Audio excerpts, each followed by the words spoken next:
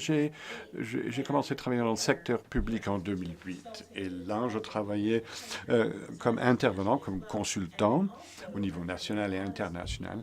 Et ensuite, beaucoup d'interventions et de présentations. Et j'ai rencontré beaucoup de personnes et j'ai voyagé pour voir les différents exemples de projets qui marchent pas. Et je tire enseignement de toutes ces choses pour pouvoir faire des projets de promotion dans le Bronx. Nous démarrons un projet où nous allons montrer comment nous pouvons faire des promotions durables afin de pouvoir créer un environnement économique, social et environnemental de qualité à travers l'aménagement du territoire. Alors, ce qui était intéressant, c'est que lorsque je voyageais, je réfléchissais, je me rendais compte qu'il y a seulement deux genres de projets d'aménagement dans les communautés défavorisées. Seulement deux types de projets d'aménagement. Le genre de projet qui avec l'optique que le quartier va s'améliorer, que les pauvres allaient quitter le quartier ou que le quartier allait être boboisé, ou l'autre genre de projet d'aménagement, ce que nous appelons un projet qui allait maintenir un état de pauvreté ou une situation, le statu quo. Et on voit seulement la construction de logements, de genre HLM. Alors, parce que subventionné. Et ensuite, on voit le genre de commerce qui est attiré dans ce genre de quartier. C'est souvent des magasins qui vendent des bonbons ou qui vendent de l'alcool, mais on ne trouve pas de commerce qui vendent des produits, des aliments de qualité. Et nous avons également, par exemple, un manque d'investissement par des institutions ou des établissements financiers. On voit plutôt des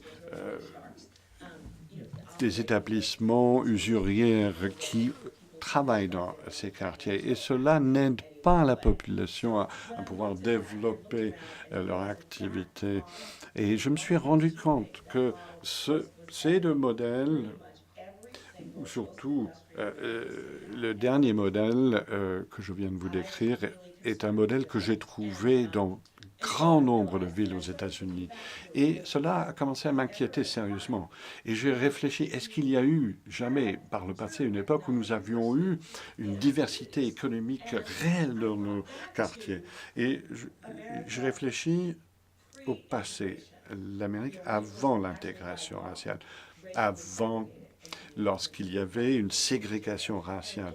Et au sein de ces communautés, vous aviez peut-être une ségrégation raciale, mais vous aviez une diversité économique. Il était souvent un docteur noir habitait à côté d'un ouvrier noir. Et ce genre de diversité économique dans un quartier voulait dire qu'il y avait une bien meilleure intégration sociale. Et cela aussi développait un sens de pouvoir pour la population, la possibilité de gravir l'échelle sociale. Les jeunes, vous voyez, il y avait aussi des possibilités pour de trouver du travail. Et même moi, je l'ai vu un tout petit peu pendant l'époque des incendies, parce que j'étais un enfant pauvre, ça c'est clair. Alors moi, je portais des vêtements usés, mais les enfants qui avaient des parents qui avaient des bons emplois, c'était des enfants qui venaient à l'école, il y avait des très beaux vêtements les premières semaines à l'école. Et ensuite, on les revoyait plus parce que les parents les retiraient de l'école. et les parents quittaient le quartier. Nous n'avions pas cette diversité économique. Nous sentions que seulement les défavorisés, les pauvres habitaient ce quartier.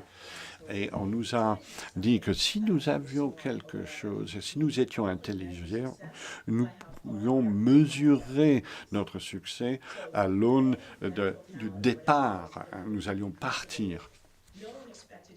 Si vous réussissez à l'école, personne ne s'attendait à ce que vous allez rester dans le quartier. Et là, je me suis posé la question de savoir comment est-ce que l'aménagement et la promotion, le développement du quartier pourrait être utilisé comme plateforme afin de développer la diversité économique du quartier. Et lorsque nous avons analysé ce qui se passait dans le South Bronx, nous sommes dit que nous pourrions utiliser le territoire comme modèle et voir comment cette configuration fonctionne dans beaucoup des villes post-industrielles des États-Unis. Alors, la zone jaune ici est la zone résidentielle de logement et la zone bleue, la zone industrielle. Et au milieu, là où il y a le quartier où il y a pratiquement, parfois, l'aménagement ou le développement urbain n'est pas impliqué ici. C'est une espèce de no man's land. C'est très courant ce genre de situation. Et dans toutes les villes post-industrielles, vous chercherez et vous trouverez un certain nombre d'atouts. Dans notre quartier, c'était le transport public. Et nous savions que cette coulée verte allait construire. Alors, c'est des atouts dont nous bénéficions aujourd'hui. Alors, il faut réfléchir à ce site qui devient un catalyseur pour développer toutes sortes de projets. Lorsqu'on réfléchit au logement, au développement économique, on pense à avoir une diversité au niveau des logements pour avoir des HLM, bien sûr, parce qu'il faut toujours qu'il y ait des logements accessibles, mais ce n'est pas nécessairement toujours les mêmes personnes pauvres. Donc, il faut avoir des différentes gammes de logements. Et au fur et à mesure que le quartier se développe, il faut garder les personnes qui autrefois partaient, quittaient le quartier, parce qu'ils ont appris autrefois que le succès était quelque chose qui allait les sortir de ce quartier. Donc il faut créer des logements auxquels ils peuvent aspirer également. Comment créer aussi des opportunités pour une vraie diversité économique. Il faut augmenter, améliorer le modèle économique et les possibilités sur place. Alors, on regarde les tendances économiques au niveau par exemple, on a regardé au niveau des différentes activités, industries, et nous sommes rendus compte que la technologie est quelque chose de très important à développer. Est-ce que vous pouvez revenir d'abord? Alors, les espaces publics, également quelque chose de très important parce qu'il faut que les gens puissent être au contact des uns des autres, vivre ensemble. Cela augmente la sécurité au sein du quartier. Alors, il faut aussi des opportunités de développer des commerces. Comme ça, on crée la vie dans un quartier pour que les personnes puissent vivre, rester dans leur quartier et dépenser de l'argent. Il faut qu'ils puissent faire circuler le même dollar-euro au sein du quartier, que ce soit chez un bouquiniste ou dans un bistrot. Il faut avoir ce genre de commerce parce que cela crée un sens de communauté, un sens de vivre ensemble et un sens de sécurité ensemble. Et c'est très important de développer cet état d'esprit. Alors, comment intégrer cette notion? Tout d'abord, d'aider les gens à sortir de la pauvreté. Il faut les aider à participer dans ces différents genre d'activité économique. La technologie à New York est vraiment l'activité en pleine croissance en ce moment. Et on se rend compte que c'était une des choses que nous voulions faire. Et nous avons des quartiers défavorisés partout dans le pays qui sont également et nous avons des consommateurs de technologie. Mais il faut qu'on aide les gens à travailler dans ces industries de technologie. Nous avons travaillé avec MIT, le Massachusetts Institute of Technology, pour développer un laboratoire de fabrication technologique. Et cela veut dire tout simplement qu'on relie avec différents types de machines-outils, les ordinateurs et les machines-outils, et pour développer des prototypes, par exemple dans la confection. Et maintenant, par exemple, un chirurgien qui utilise la technologie afin de créer des organes pour les transplants. Ce n'est pas le genre de choses qu'on fait dans un laboratoire comme celui-ci, mais c'était cette approche pour démontrer à la population dans le quartier qu'ils sont des créateurs, des inventeurs à leur propre titre. Il faut simplement leur fournir des outils. Nous avons créé le hip-hop chez nous. Nous sommes très créatifs, mais nous pouvons faire autre chose. Et cela, c'est ce que nous voulions démontrer. Beaucoup des jeunes qui sont venus au Fab Lab se sont rendus compte que, par exemple, ces palettes et ces containers et les boîtes de palettes, généralement, sont envoyées à la déchetterie ou sont brûlées. Mais certains jeunes se rendent compte que si on démonte les palettes et si on les met ensemble, on peut faire des bois laminés, créer des meubles, et cela a développé toute une activité fort intéressante. Et nous démarrons un nouveau projet qui s'appelle Startup Box South Bronx. Et c'est une initiative, un programme d'entrepreneuriat, une formation, afin de raccourcir la distance entre les personnes qui sont des consommateurs de la technologie et de soutenir afin qu'ils deviennent des producteurs de technologie, des entrepreneurs. Et nous avons des séminaires, des formations. Et nous avons fait un pilote l'année dernière dans un collège et des gamins de 14-15 ans qui avaient des problèmes scolaires. Mais le fait de faire ce genre de formation vraiment a déclenché quelque chose chez eux. Et en quelques semaines, ils étaient en train de développer des jeux vidéo pour mobile. Et ils sont en train de travailler avec Google avec ces jeux vidéo. Alors, c'est également la manière d'aménager le territoire. Comme, vous vous rappelez, je vous expliquais, nous étions à l'articulation entre zones résidentielles et zones industrielles. Alors ici, vous avez un site dont je vous parlais, là où les deux zones sont reliées. À gauche, vous avez un bâtiment.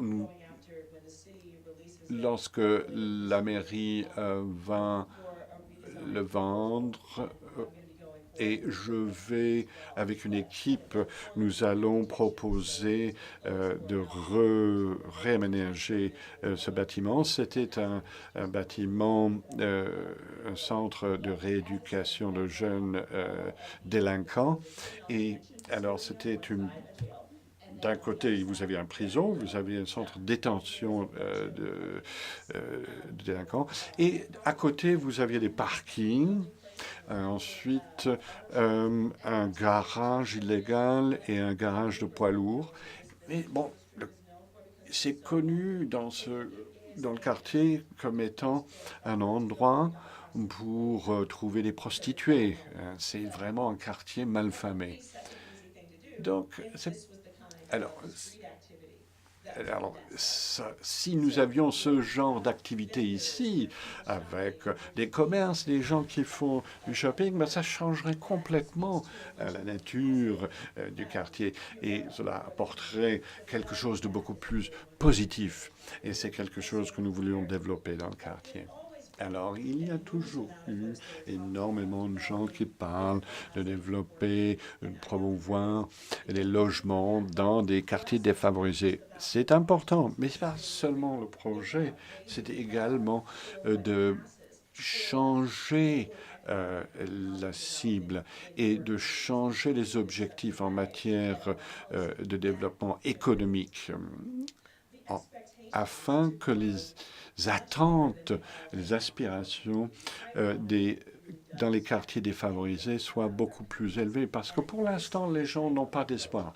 Et ce genre d'approche est vraiment faite pour augmenter les aspirations et les espoirs des gens.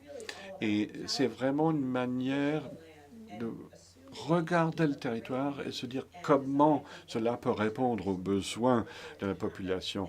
Et ensuite, concevoir un projet, obtenir des premières subventions, ensuite faire un pilote et ensuite développer plus loin le projet. Voici un exemple. C'est une ancienne gare ferroviaire près de mon bureau qui était construite par un des architectes, Katz Gilbert, qui est très connu.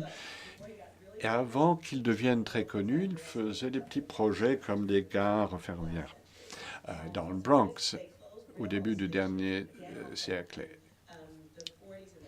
Dans les années 40-50, ils ont fermé les gares. Et cette gare est devenue une gare désaffectée. Ensuite, c'est devenu une centre commercial. Il y avait quelques petits commerces, il y avait une pizzeria. Et la gare, la société des chemins de fer, sont plus intéressés.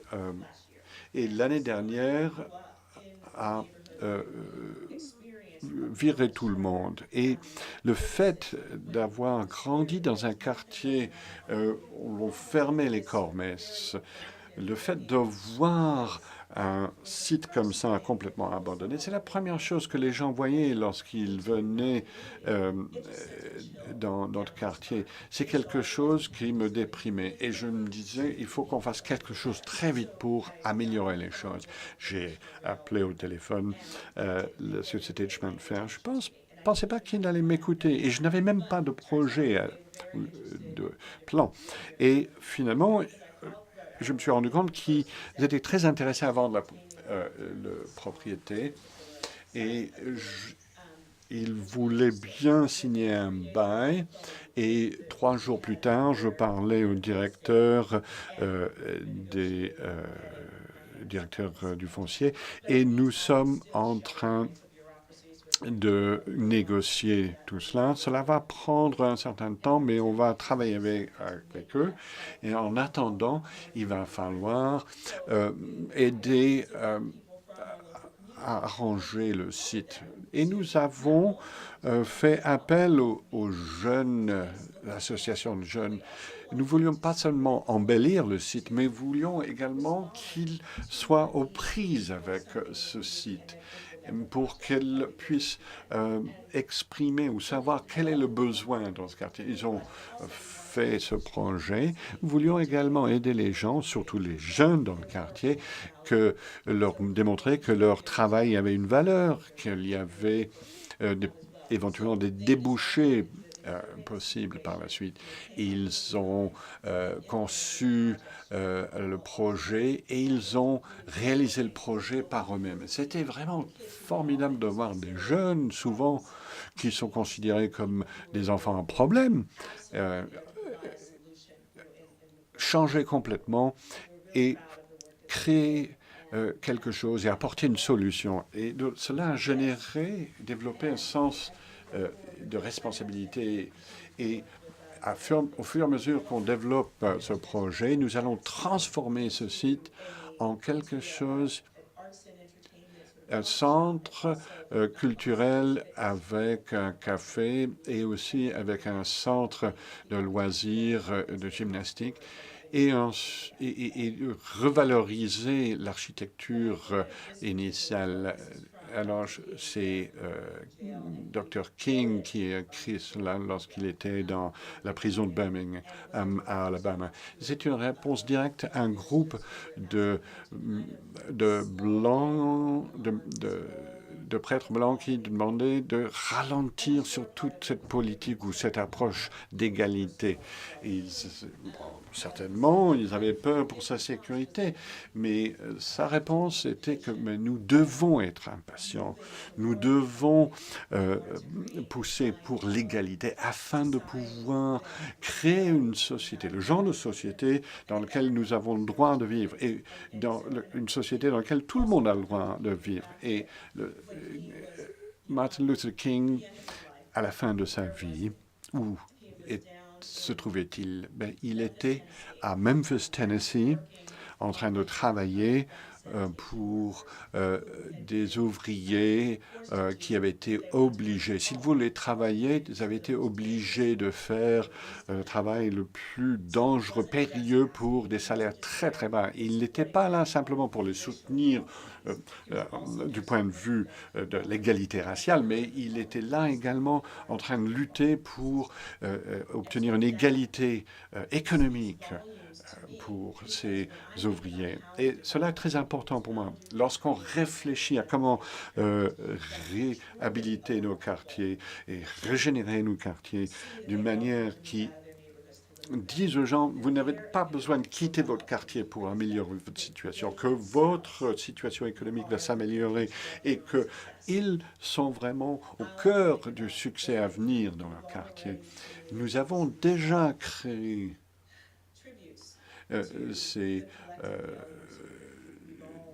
nous avons déjà tous participé dans des échecs collectifs, mais nous pouvons également travailler très dur et créer des monuments qui vont faire appel à l'espoir à l'avenir. Et je vous remercie de votre attention.